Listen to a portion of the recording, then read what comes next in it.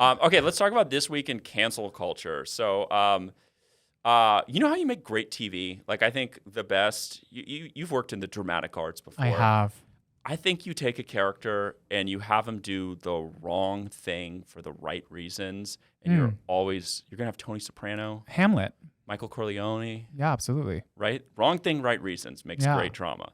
So let's talk about someone who's been canceled for doing the wrong thing for the right reasons. Okay. Chris Cuomo, lovable or punchable? A bit of both. I think that's the appeal. Right. You want to have sex with him, but you also want to punch him while you're having sex with him. Hate fuck him, you'd say? Yeah, I'd hate fuck him, yeah. Okay. Chris Cuomo, I guess, not anymore, but a week ago you could have called me. But now don't call me ever again, I guess.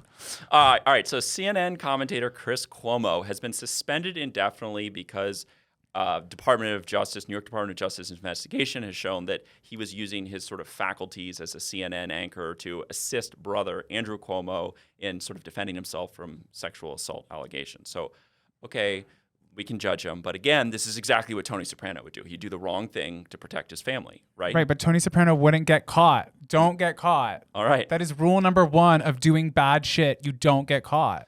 Yeah. You don't use your CNN staffers to help your brother. Yeah, what is this, the joking around team? Okay, so also canceled this week, South Africa, that nation down there. The parallels between these two, incredible. All right. So what did South Africa do this week? They did something really nice for all of us, right? They told us that there's this new scary variant floating around. And how did we thank them? Art? Shut it down. We were like, you know what? We're not going back to South Africa. You're not coming here from South Africa. Europe also was like, stay away. Yeah, you're in jail. You're in COVID jail. We put them in jail. Yeah. They're in COVID jail right now. Absolutely. So South Africa has now been canceled for doing the right thing for the right reasons.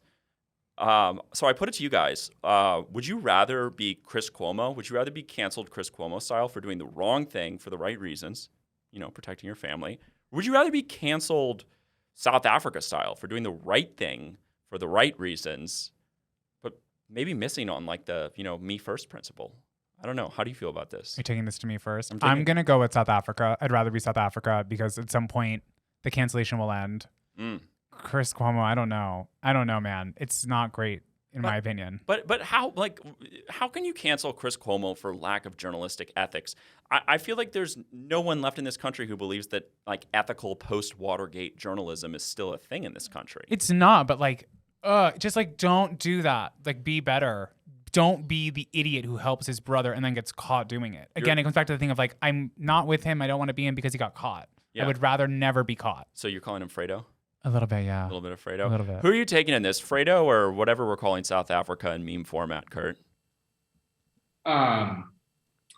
Yeah, I mean, I think Chris Cuomo's situation is actually not as dire. I mean, they would have fired him. They were going to fire him. And I mean, I saw the Times reporting on this was like, well, Chris Cuomo may be off the air for weeks, as if nobody will make it through December without seeing Chris Cuomo. But, right. I mean, he'll go to the beach. He's going to be okay. Yeah, the implication is he'll be back Jan 1, I think. And in that sense, it's to be him. I don't fully agree with this conceit that somehow South Africa is being blamed for discovering the virus. If you think that, then you buy the official Chinese line that the Chinese are merely the discoverers of COVID and not the originators, which everybody knows they are. I mean, I think if a variant develops in your country and you discover it, you need to do that for your own people. But it's not crazy to lock these places down and institute travel bans. And I think, frankly, if you're comparing countries and people, South Africa is in a far worse shape for a variety of reasons than our celebrity TV anchor who's going to be back on TV. Wait, sorry, I'm going to come back. Do you think he's going to come back? I think about that woman from ESPN, and she was going to come back, and then they got rid of her. I don't know how this is going to play. I love drama, so bear with me. But I don't know. I think it could go down for him. I think worst case scenario is he gets Brian Williams. He loses network news and is back on MSNBC. He was hooking up. Don't they need a replacement for Rachel Maddow at some point in the next year? Isn't she leaving? Is that a thing? Yeah, she's leaving. She gonna be a Substack blogger too? I think that she's getting her. I think she got her own. Maybe Kurt knows. I think she got her own huge deal with some streaming service. Oh, okay. Yeah, no, she's not losing. She's winning. Yeah. But I will say, I think it's worth pointing out that and I've said this before, and I'll say it again. It is not South Africa's fault that they developed the variant, and that the fact that we are out here boosting ourselves and throwing vaccines away that aren't getting used, while countries in particularly continents like Africa, they're not getting vaccines. So of course variants emerge, and that's why I'm like, yeah, they did the right thing for the right reason, but like they're also in that position because we're out here hoarding, while many a politician are like, if you don't want it, don't get it. Like, what is that supposed to do for us? So I saw some reporting on this that they like are throwing away vaccines in South Africa and all over the world, and that COVAX, this international aid organization, is doing a shit job of making sure That's what I've heard. Yeah, that the whole thing is a mess. I do, and Kurt, I'm sort of interested in what you had said. I mean, does it make sense? I think we read that maybe in like the Netherlands or something that they found a cluster of these cases. I mean, if we're on the slippery slope, does the slippery slope include, travel bans to other countries that have, an alarming amount of Omicron? I think COVID travel seems to be more lethal during the winter. Yeah.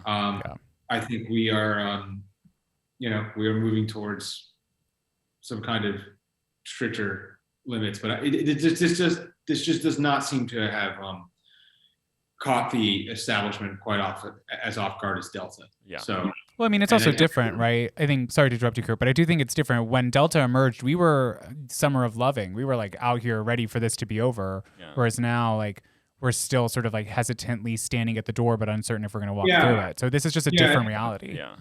There's something, I think when history is recorded, Delta is going to be recorded as like this weird inflection point, because I think when the White House had a declaration from independence from COVID party July 4th. Yeah. Like, the Biden White House, not the Trump White House.